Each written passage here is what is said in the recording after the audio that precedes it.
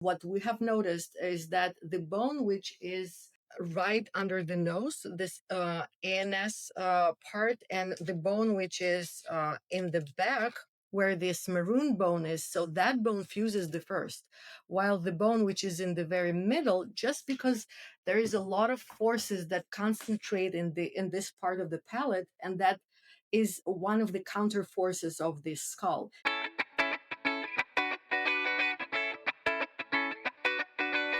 Welcome to the Untethered Podcast. I am your host, Hallie Bulkin. I'm a certified myofunctional therapist, feeding specialist, podcaster, business owner, and mentor. This podcast is all about getting your questions answered and collaborating with colleagues to bring you the most up-to-date information in the orofacial myofunctional therapy, airway, tethered oral tissue, and pediatric feeding therapy space. If you're new here, I challenge you to keep an open mind and join my mission to spread this message far and wide.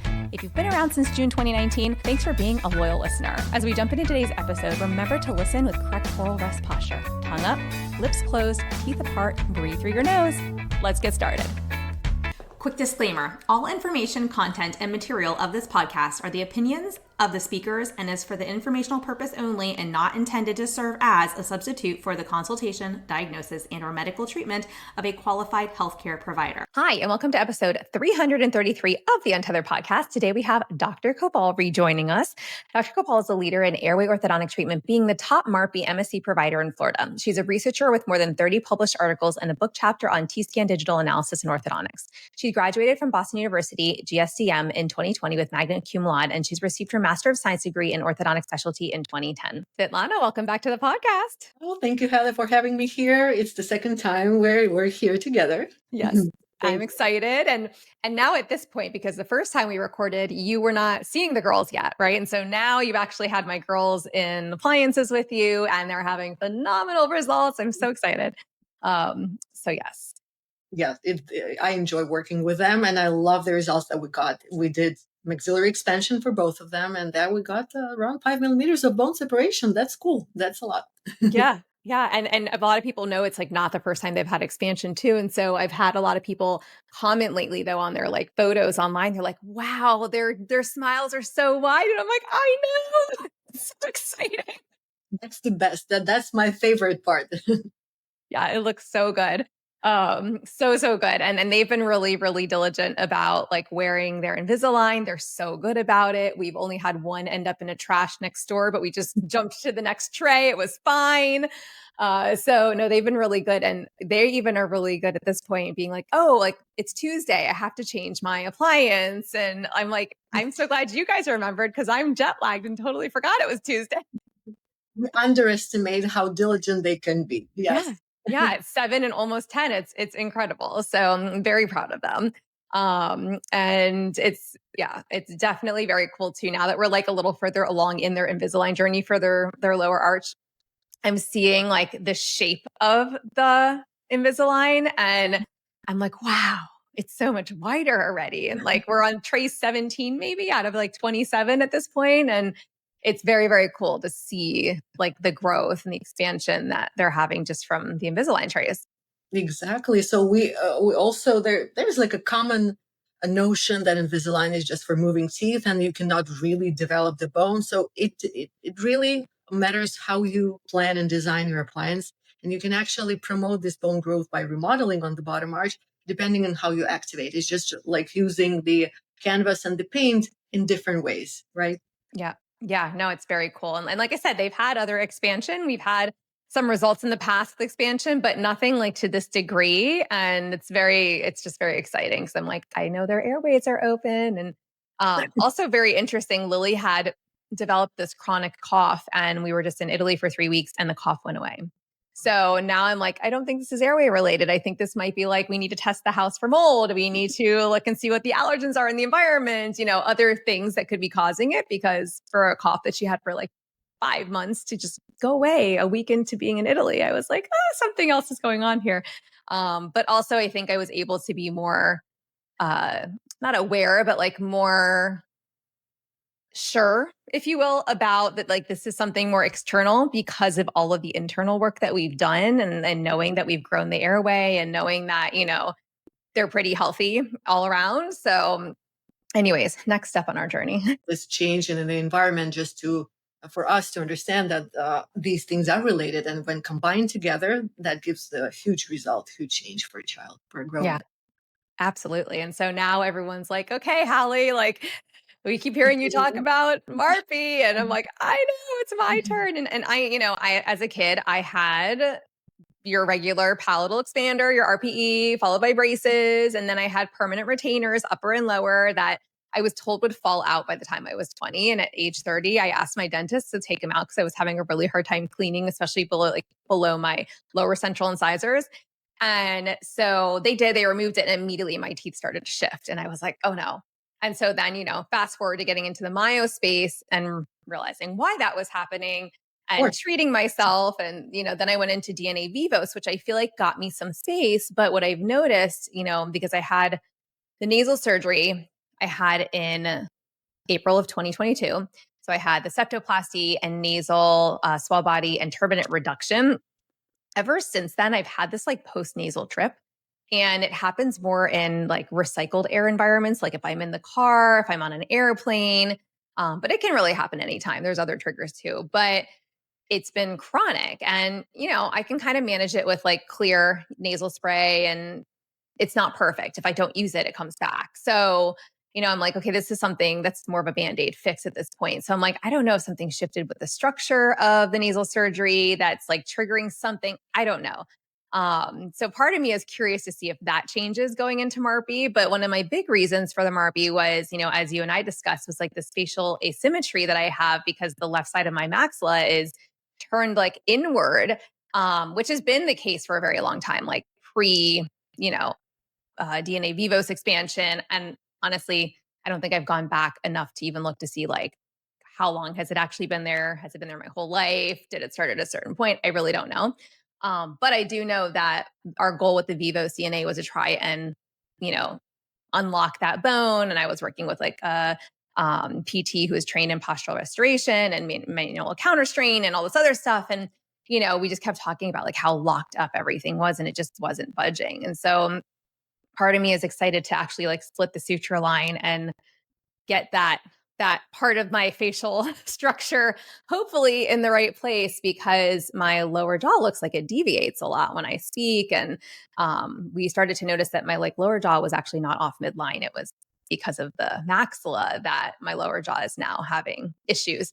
And so in the temporomandibular joint. So now that I've woken up a couple times and had these like painful moments where I'm tense and I can't really open my jaw and it hurts to chew, I'm like, all I needed was 2 times of that happening, even though it resolved very quickly, to be like, okay, this is the beginning of something I'm not going to want to continue. Like, it is time. The time is now to do something about this. And here we are. Excited to go in with this MARPE procedure. Yeah. So now everybody has all these questions. And I shared a little bit about the journey, the backstory, because while people kind of know me, I was like, let me give a little brief backstory to anybody who doesn't. But everyone's like, why are you doing this? Why are you doing MARPE? It seems invasive, and you've done other adult expansion and you want more expansion. And I'm like, it's not even so much about that. Like, I feel like my tongue fits for the most part at rest, but I do wake up with a scalloped tongue, which tells me that I do need some more space. And clearly my airway is not where it needs to be when sleeping because of waking up with a scalloped tongue, right? So, I don't have to tell you. So will you share with everybody a little bit about like MARPE? What is it? I know we're going to do the Piazza, I forget the whole name of it, procedure to split the Yes. suture. People are asking, do you split it all the way? Do you only split it partially? And then, because I have friends who have gone into MARPE and they don't have that done. They just have the appliance put in and then it splits on its own. So indulge us. Tell us all the things. Okay. I have a companion here, and Love it's it. just easier to do to explain all that. So, what MARPE does, and because we're diving so deep into this in our practice, we deal with this every single day from 9 to 5, and we have initiated research and published one article. Another one is coming, and then we do a cohort study just to analyze what is happening with MARPE, because MARPE is more of an umbrella term. It's a term that combines lots of different designs, and if somebody mentions MARPE, it's not necessarily that the other person who used to have sort of the same treatment, that treatment was done with the exact same appliance. So MARPE could be done with different screws, with different appliance designs, with different combination of a screw and a framework, with different, all of that could be. There's this, I would say, variety of appliances with different activations and with different, I would say, daily activations and different outcomes. What we have dove into is a specific design that was shown to produce a lot of facial changes, besides just having the mid-palatal split. And if we look at this guy, the yellow zone is the maxilla. So this big yellow bone is connecting to zygomas, to frontal bone, to some bones inside the orbit. And these, all of those connections, all those sutures that we see here, they exist in our skulls. They haven't fully fused and they are being disconnected during the course of treatment. Also, because the hard palate has several bones to that, what we anticipate is that with the MARPE, what needs to happen is, you see this yellow bone is the maxilla, is the same bone that we're expanding, but there's also another bone which is a palatine bone. So this area behind it, it will be the vertical part of the airway, while the nasal passages are so-called horizontal part of the airway. Then it just proceeds into this vertical part, which is located here in our throat. So we have to the whole purpose of what we're doing in the context of sleep apnea and breathing and sleep disordered breathing and recovering that normal breathing in our bodies is to have the pressure within the system equal and not positive, so that there is no resistance from the atmospheric pressure to go and to access the system. So it has to be some sort of a very, very mild negative pressure that is kind of sucking this air into the system. So that's why all of the parts of the airway have to be wide enough with less resistance from the surrounding tissues like muscles and mucosa that do not restrict this airflow. And that all starts with the nasal passages. So if we expand that by doing MARPE, which physically expands the mid-palatal suture and expands the nasal passages, that was shown in multiple research articles. So that increases the physical size of the nasal cavity. And the most important part, so you address this very important question, does it open all the way? The approach that we preach and that we follow is this yellow bone from the very beginning, from where it connects to the teeth, to the very end of it, where the I would say maroon part is. So it has to split all the way back. And what we've found with this combination of piezo and the MARPE is that once this split happens all the way to the back, that drags the side walls of the nasopharynx and the velopharynx, and it increases the size of this pharyngeal airway space, because those muscles are connected to that maroon bone and they make up the walls of the pharynx, of the nasopharynx and the oropharynx. So that increases the size of the airways sideways. It increases not the anteroposterior size of the airway, but it increases the lateral size of the airway. And again, we have a lot of research showing that in adults,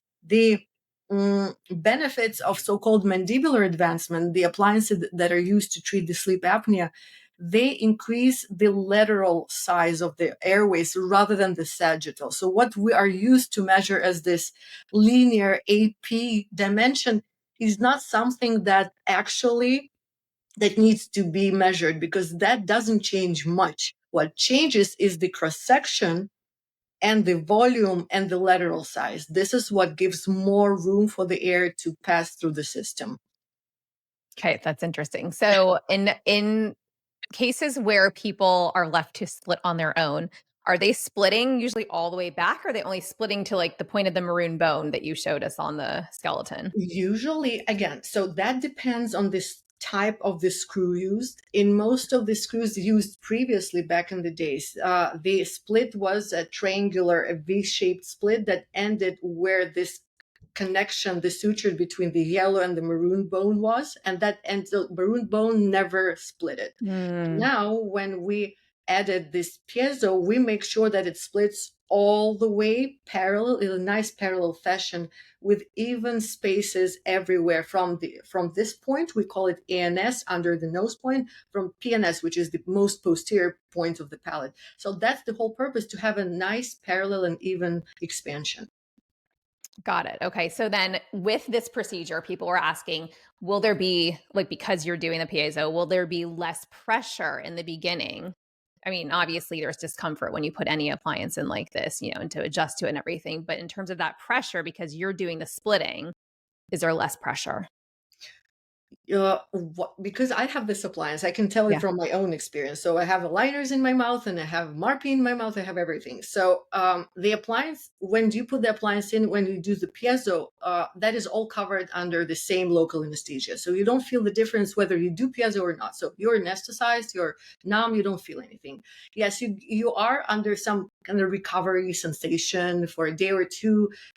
When the anesthesia wears off, you feel some soreness, just like when somebody rips their skin on the knee, and this is a healing process.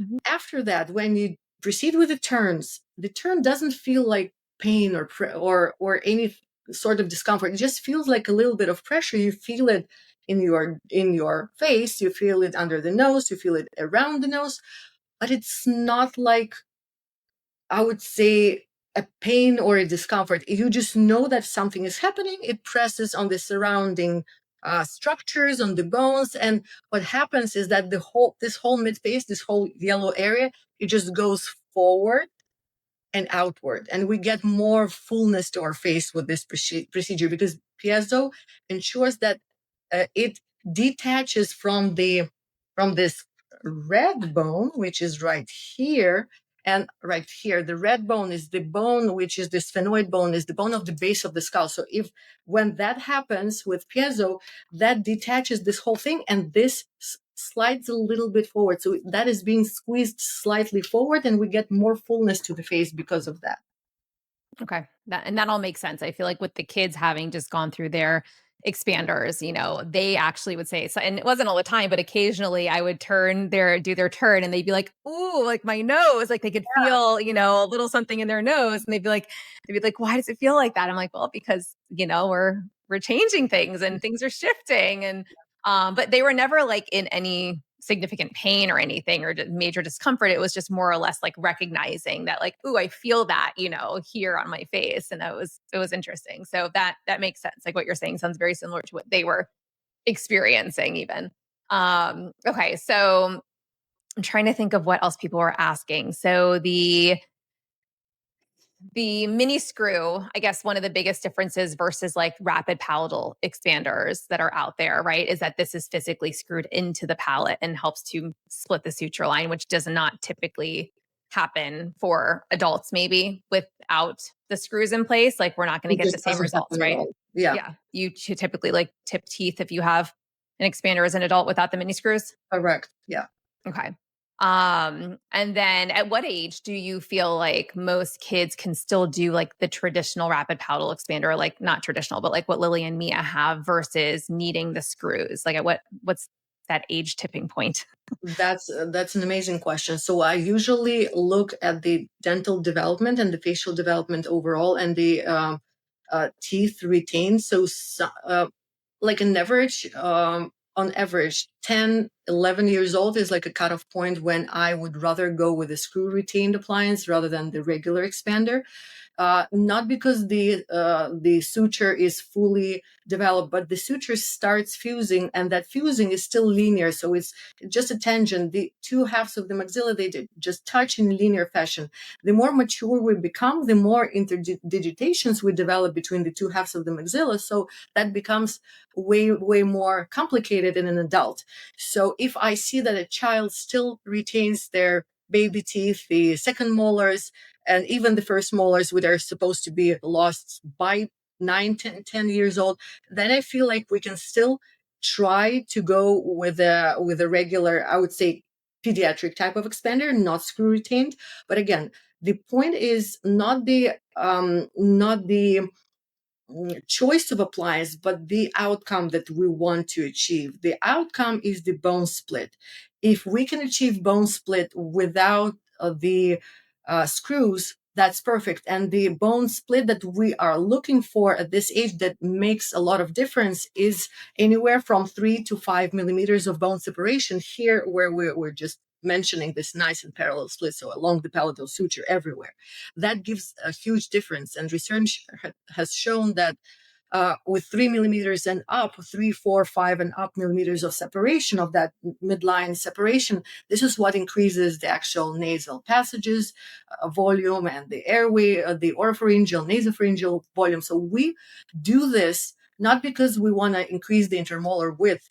Partially, that improves the tongue positioning, but when you stretch the bones, that also lowers the palatal vault down. That mm, makes it more that puts it down in a closer proximity to the tongue. So when we start developing this linguopalatal suction with the tongue, it's easier to develop it. You put less effort. So when we see children who struggle with their linguopalatal suction and we see a high vaulted palate, yes, I know that this child will have difficulties with their nasal breathing and with the linguopalatal suction because the tongue is being collapsed backwards and obstructing this airway. So expansion will go first, and then complemented by myofunctional therapy will get us to the best results. Yeah, absolutely. And with your adults, are you also having them then go through Myo after the Absolutely. MARPE? Yeah. Absolutely. So Yeah. let's talk a little bit about, now that we kind of talked about tongue space and everything, because I love that conversation. I think that it's very fascinating because even as a myofunctional therapist, sometimes we have to stop and think, is there enough room for the tongue? Is this truly an issue with the lingual palatal suction, or can they physically not achieve it because of their structures? And like you said, when you do expand and you bring the palate down, it's easier for the tongue to then get up there and possibly do its job, assuming there isn't like a restriction or something else going on. So I like that conversation because it's more or less, I think in the speech pathology world, even though it's super rare, you hear people go like, well, the tongue's just too big for the mouth. No, the mouth is just too small for the tongue, right? It's like the car doesn't fit in the garage, which I always love when people highlight that. So thank you for mentioning that. So a couple other things. So one thing is then the timeline for an adult. So like in my case, using my case as an example, can you share with everybody, like, what is the timeline for how long do you typically turn the appliance? And then I know you mentioned at some point you remove the what is it, the bands from the teeth, Mhm. but you keep the appliance in the palate still while I begin Invisalign, and I'll have the Invisalign on the bottom as well. And then so that whole timeline, and side note, Invisalign, because people know I've done it before. When I did do it after my last expansion with DNA Vivos, it actually retracted me at the end. So in order to close the gaps, there was some retraction. Everyone's like, don't do the last 2 to 3 trays. And that was right after I'd finished the last 2 to 3 trays. So joke's on me. But I know you have like a very specific procedure that you use in order to move the teeth forward, like one by one, to close those gaps, but also to make sure we don't have any retraction. So I'd love for you to just kind of share timeline, share the procedures so that we don't get retracted and all that fun stuff. Perfect. So with DNA Vivos, just to make it clear, when the appliance works, it produces more of the dental velar tipping, and the spaces that they develop in between the teeth more or less evenly, especially where the back teeth are. So we got that tipping, and then in order to close the spaces, we have to retract that tipping. So that kind of reverses it a little bit. In order to overcome this, it has to be either the teeth should be moved or closed in some different fashion. So it also depends on how you activate those aligners and how you request that space closure. So let's go back to the timeline. Um, Again, we have developed our own timeline. It might be very different from what other providers do, but this is something that we are really proud of because we combine the direct printed aligners and with this innovative guided piezocorticotomy, because we know where the nasal septum is, and that helps to avoid the side effects of having the nasal septum being dragged to one side rather than stay in the middle. So that is the big part that the guided piezocorticotomy overcomes, this kind of asymmetrical opening and ensuring that the nasal septum remains in the middle. As to the timeline overall, we start expanding the bottom from the very beginning. So we don't wait until we get some sort of expansion to start matching it. We know that with MARPE, we're aiming at a certain number of millimeters to get to those outcomes that we're anticipating. So improvement in nasal breathing, getting rid of that post-nasal drip, and making more room for your tongue while maintaining the nice upright position for the teeth rather than having that buccal tipping of the teeth. So we start expanding the bottom. So big thing is that we have two options. We have either Invisalign itself, which is the thermoplastic aligners, or we do have the direct printed aligners that are made of a different material, and we print them directly in our office. I move teeth myself, so I know where the teeth are. We have the CBCT merged over the intraoral scans, and I literally move teeth with my hands and with the mouse. So when we do that, I see where the maxilla is, where the teeth, and usually mandibular teeth, are inclined inward. And I'm exaggerating that, but when you just look at this is the trajectory between the two lingually inclined mandibular teeth. And once you upright them, you have the increased space, this trajectory becomes way wider. So the question is how to activate those mandibular teeth in order to get this pure, nice uprighting with the root being in its place, but the crown tipping. So that is, orthodontists know that this is more of a trickier movement because you have to apply controlled tipping, and that is more sophisticated movement rather than the regular tipping. So that is something that we do for the mandibular advancement. Again, we combine this type of movement for mandibular expansion, sorry. So this is one sort of movement. And we also do protrude those molars, which drags bone along with them. And that remodels the outer plate, the outer surface of the mandible. So that is done in a sequential manner, and that drags bone while expanding. It happens at a slower fashion compared to the top, because the top is usually takes around, on average, anywhere 8 to maybe 10 weeks of expansion.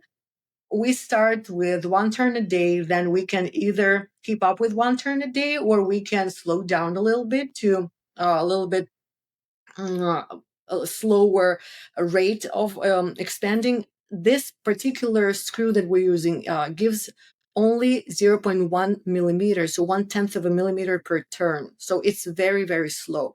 There are appliances that are also called MARPE that use an activation screw, the expansion screw itself, that gives 0.2 or 0.25 millimeters of expansion. So that is almost 3 times more than this one. So that is the least that we can get. We can redistribute that expansion over longer time, or we can just slow down to every other day or once in 3 days. That brings us to a lower rate of activation. But again, I believe that in your case, we will start with one turn per day. And then once the split happens, then we will slow down, just because you did have this rhinoplasty and septoplasty, just to be a little bit slower, because we anticipate movement here in this area. And I want to track that and check it a little bit closer, so that everything happens in a slower manner. Pattern. And again, when we do expansion with MARPE, we anticipate all movements everywhere here, even in the sutures that are not directly connected to the maxilla. So this is the frontal bone, and this is the zygomatic bone. While writing the most recent article, we did some research with superimpositions before and after, so that showed movement even in this area. So movement of the zygomatic bone, this dark purple bone that goes a little bit sideways, and also that affects the suture as well. So everything in the face is being affected in a good way and developed. So the overall treatment duration is about 2 years. This is what to expect from it. And the mandibular advancement is a huge part of the procedure. So even though it may not appear like someone needs a mandibular advancement, but just because we're developing the midface and we're moving all the teeth to close the spaces to overcome that retraction, we're moving everyone one by one with this direct aligners approach towards the midline. And we redistribute those spaces while when finally we just get rid of those spaces because all the teeth are being moved forward. Amazing. Thank you. Thank you. And so then at what point is it like right after we complete the turning that you take the bands off the teeth and we go into the direct aligners on the upper? Correct. Okay. Yeah. The other thing is that some patients, they just ask for more of a aesthetic option while expanding. They don't want to show off their gaps and the diastema too much and get questions. So this for this purpose, we do have aesthetic bondings when we just add composite and make teeth a little bit wider and longer, proportionally looking nice and proportionally and pleasing, so that it does not attract that much of attention. While when closing the space, we just gradually remove and reduce that composite and keep closing the spaces. So you see, I look like I don't have spacing, but I do have. So this is a part of the process also, that aligners help to camouflage and to hide those tiny little spaces that remain while moving everything around. So you did the composite on yourself? I didn't do composites myself. Yeah, I maintained the gap as it is. But what I want to show is that I still do have a lot of small spaces between my front teeth. So if I remove this, and even the most recent videos, you can see me with the gap, with the diastema. So it's just a couple days between. I can put my aligners. When I put my aligners, it just hides everything. It reflects light and doesn't show. Got it. Okay. That's what I thought you meant, but I was like, I wanted to make sure because I thought I saw diastema for most of your journey. I didn't think, and I know that, in speaking with your team, they were like, you can do this if it bothers you. And I was like, no, everyone knows what I'm doing. So I really don't have plans to do that. I feel like the gap is going to be expected and everyone's going to want to know how long the gap sticks around for. So we're going to roll with the gap. Okay. Amazing. And so then, at what point does the appliance come out of the palate fully? Okay. So let's say we expanded and that took around 8 to 10 weeks on average. Then we remove the arms. Then this middle part, which is attached with the screws to the palatal bone, that remains for another 6 to 7 months. Again, most of the research says that it takes around 6 months for the bone to fully fuse. What we have noticed is that the bone, which is right under the nose, this ANS part, and the bone which is in the back where this maroon bone is, so that bone fuses the first, while the bone which is in the very middle, just because there is a lot of forces that concentrate in this part of the palate, and that is one of the counter forces of the skull, so that remains less fused, or it fuses a little bit later down the road. So what I've noticed with our observations is that part in particular fuses it around maybe 10 to 12 months after we completed the expansion. Oh, wow. So we will have most of the palate fused, while it could be that the x-ray just doesn't show this solid and thick bone that we expect there to see, but the bone is there while it's still being shaped, formed. Why? Because the center of the resistance of the maxilla of this whole mid face is located in that mid the area between the second and the lower, the distal third of the palate. So it's just because of the forces and clenching forces and all of the forces, they keep reshaping this part. Amazing. Okay. And then the big question, and you already spoke about this a little bit with kind of going a little slower to monitor the nose. So knowing that I had the rhinoplasty, the septoplasty and everything, how many millimeters of expansion did you say that you think I need? Was it 5 millimeters Around roughly? 5, yeah. Around 5.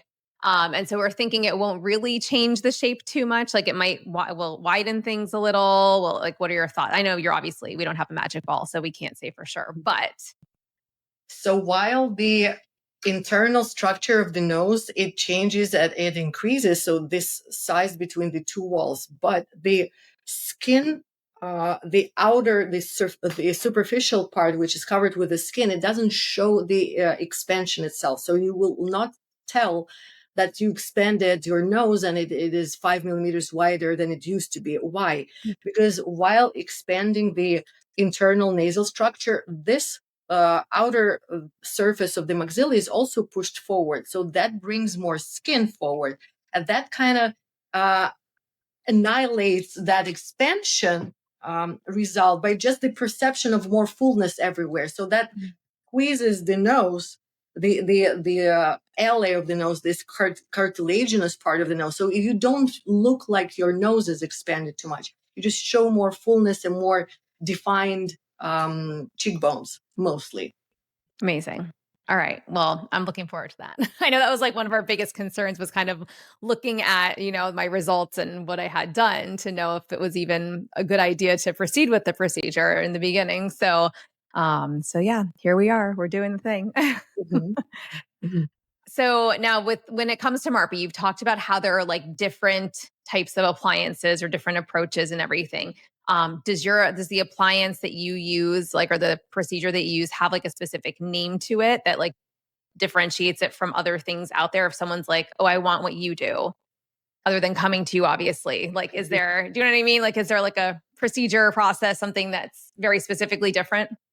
So while we still call it MARPE, we always add this 3D guided piezocorticotomy. So it's guided. It's different than from maybe other MARPE with piezo, but it's guided. So it's different in this way. And also the protocols that also aims at the facial development. So we have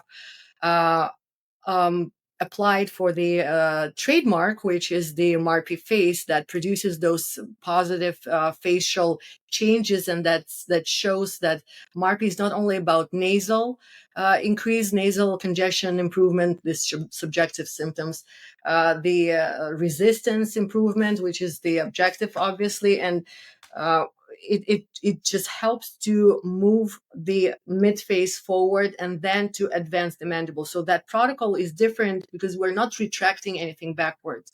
And the biggest part of it, we don't use braces for this. We always do all the orthodontic part of it with aligners, because aligners have more capacity to be designed and planned into development and outside movement rather than keeping everything together and close like braces do. Interesting. Because now that you say that, I've seen other people go through MARPE and then they all go into braces. So I see the difference. Awesome. Well, I'm excited because I know you guys in your office do a really good job of documenting the process. You guys have like the photos and all the things. So, and I told everybody I will definitely document on my end as well. And obviously you guys have full reign to share my case and all the things. So everybody should go follow Svitlana so that you guys can make sure you see all the things that we share. I'm just trying to think if there's anything else. There was one other question that popped up into my mind, and now I totally lost what the question was. I don't know. All right. Well, I'm sure it'll come to me later and I can always ask. But anything else that you think people should know about it? Or, I know what it was. Somebody asked me, they've heard about sometimes like the mini screws or the TADs, like not succeeding in some people. Is that something that like you've run into a bit? Is it not really that big of a concern? If we're talking about being mobile or loosening up down the road, it depends on how long the appliance is in place. What we see just because of the remodeling. So if the middle part of the appliance is maintained there for too long, just because of the remodeling, some of the screws 10, 12 months down the road, they can become loose. And that is obvious. We understand why. They may become loose in younger patients, teenagers, because of the very fast metabolic processes and active bone growth. So this is more likely, and it happens in teenagers. It very rarely happens in adults, especially because of the solid bone, the bone which is already grown, the screws with adequate length. That is enough to engage it, and just the process of treatment planning and the positioning of the screws. So angulation and engaging thick bone, we call it cortical plates. So it's a very rare, almost it does not happen in adult patients. Good to know. I know everyone's like, are you nervous? I'm like, you know what? I'm not. It's not that I'm nervous. I'm like, it's just more of an unknown. Like, as much as someone can tell you something until you experience it yourself, it's sort of like, I don't know. I mean, I'm not a stranger to appliances or any of these, ideas and concepts and the reasons behind it. And obviously I signed up for this. But I keep telling everyone, I'm like, I just don't know. I can't really tell you what I haven't experienced until, I experience it. Okay. So a couple other questions did pop into my mind. So one, you do everything in office and you guys have like a separate room for that. Can you just share a little bit about that? Yeah, so all the procedure itself takes, I would say, maybe 30 minutes. Then we talk for another 10 minutes and we take records just to document everything and that our patients are confident and the procedure went well, everything is in place as planned. So that is, everything is, of course, it's sterilized, disinfected, all the appliances come sterilized and all the screws come sterilized. So all of this is, and I would not say that this is a surgical procedure. It sounds like it is, but it's maybe less invasive, or it could be compared to the ear piercing. So something like that. Just because yes, you have to penetrate normal tissues, soft tissues, the bone, but it's very similar. So under adequate disinfection and sterilization procedures, it's completely safe, and there are very minimal side effects or almost non-side effects to this procedure in terms of the placement of the appliance. Patients have to be careful in terms of not irrigating, not using water pick too much because the tissues are fragile, so they may bleed a little bit. So we advise against using water pick for the first week. We advise using just natural rinses like warm water, salt rinse, and keeping it. And this helps with shrinking the tissue and healing it. We do not start with turning until the tissue after the pisocorticotomy fully heals. So that takes us a week away from the procedure, and this is when we start turning. So we don't get a gap, we don't have a hole in our mouth that we can feel it with it. No, it feels very normal. It feels like always. It's just like we understand that the appliance is there, and there's a little bit of discomfort on how to maintain the cleanliness of the appliance and how to brush everything around. But that's the most, I would say. Feel like that's just been the biggest, learning curve, even for with the kids with their appliances. And they didn't Yes. have the MARPE. They just had, the regular expander that you do. But yeah, we love our water picks in this house. I actually need to order one for myself because my husband was like, I'm not sharing mine with you. Even if you got your own, he's like, you need to get your own. I'm like, okay, now we will own 4. It's fine. Everybody has their own. But no, those water picks are great because even though the girls are like, we haven't turned their appliance in very long time, like food still gets stuck up there. And it bothered them in the beginning, but when we were still turning it because there wasn't a lot of space. And so things would get stuck and we couldn't get it out. Now it's like they don't even really feel it. And so to think of the stuff that could get stuck up there if you're not actually using the water pick and cleaning it out at least once a day, Lily, I know, will clean hers out and she spits and it's like all this stuff comes out in the sink. And I'm like, oh my gosh. I'm like, did you feel that up there? She's like, no, didn't feel it at all. And I'm like, that's incredible and gross. I'm so glad it's out now. So funny. So, okay. So that's really helpful to understand and to know. Cause I think also for people just to know, it's not this like major surgical procedure that you're undergoing. It's, I think a little settling for the mind. Another thought or question. So going back to like the nose and everything, do you ever see like, and I'm even wondering this because like we know my maxilla is turned inwards and it's causing asymmetries. Do you ever see like other asymmetries created or asymmetries that just don't improve despite getting all the other benefits just because of the shape of the face or whatever may happen? That's another great question that is out there.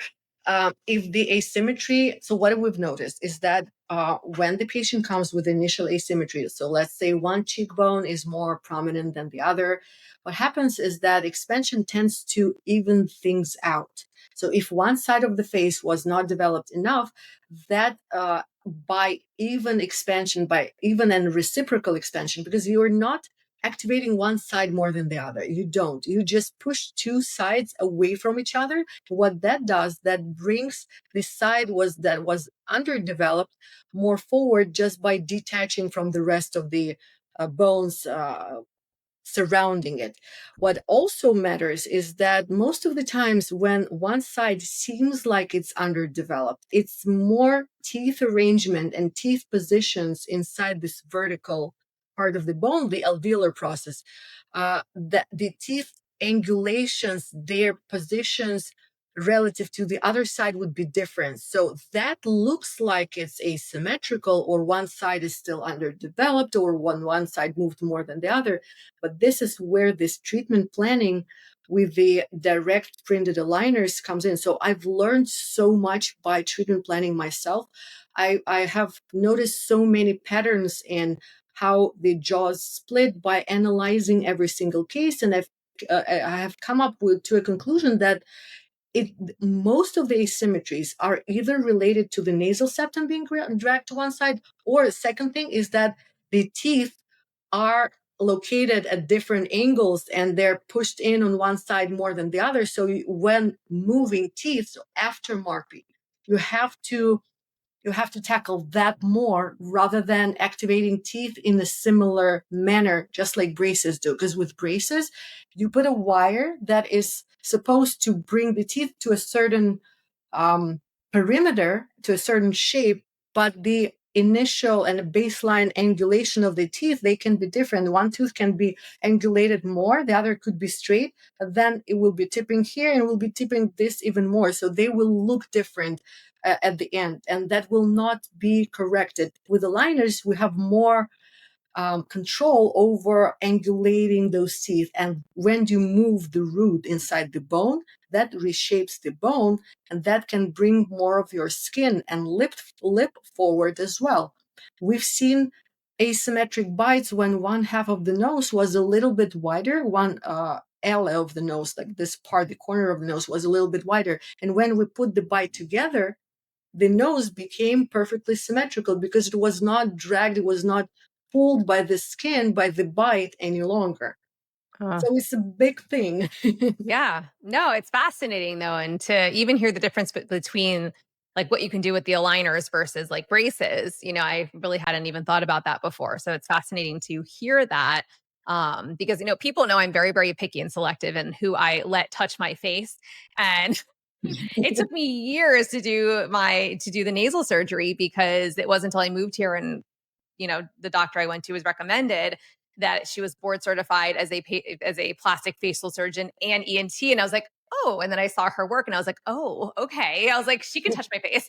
And Oh, I couldn't find that, like when I lived up in the DC metro area, like, or at least just nobody that I trusted to really do what I was looking for. And so, anyways, so I don't, don't take this lightly, because I'm just kidding. But no, it's like, I don't want to go to anybody who can just do anything or who just does a procedure. I go to people where I'm like, okay, I've observed, I've watched, I've seen the results. Obviously you have the cases, you've written the papers, you've done the lectures, you're traveling all the time, you're constantly learning, like, I am, and my colleagues. And I feel like those are the people that, I trust to work on myself and my kids, and that I refer to. So, okay. So anyways, last question. And then if there's anything else you want to share, please do. You started to mention certain things, like some restrictions in that first week, right? We're not going to turn anything until about a week after the procedure. Avoid water pick that first week, do more of like the rinses. I know I was told, I think, like no working out for that first week. So right. like, are there, aside from like foods, obviously, are there any other major restrictions or even foods you recommend as people are kind of adjusting to their new appliance? So you will feel some I would say maybe minor annoyance because you cannot floss in between the teeth. That was my biggest thing. I wanted it to be super clean, and I was trying to get in there, even though I have this framework and that goes behind my teeth from the inside. I managed to floss it, to somehow getting from the outside and cleaning it in between. But anyway, that was my biggest thing. And I was so happy when the arms were removed after 2 months. That was the biggest thing. So that would be a challenge for the picky people who monitor their hygiene precisely. So I believe that you will be struggling with this for a little while. Yes. At the very beginning, what I would say is that there are some foods that have fibers to that, like pineapple or maybe oranges or something like that, that will be a little bit more difficult to clean. What I usually do, I carry those disposable toothbrushes with the pre-pasted toothbrushes everywhere. So I have a bunch of them in my bag. So anytime I eat, I just go, and I don't need a water pick at that moment. I just use the soft toothbrush, goes lightly over the appliance and in between the teeth. And of course, I rinse a lot because that helps the most. If you clean, you kind of dislodge those pieces. I'm sorry for these details, but this is how it works. So it's not. And the biggest thing is that I snack way less in between, right? Which is very good for my overall health. So I cut on snacking. I just joked. I was like, well, I just ate my way through Italy for 3 weeks, but it's okay because I'm getting this appliance on August 11th. So the 7 pounds that I probably gained will all come off very easily. I promise that. Oh my gosh. But so like no other like major restrictions. Like I can go back to Pilates after a week. I can resume. Don't get punched in the face. That's the biggest thing. Don't get punched in the face. I will do my best.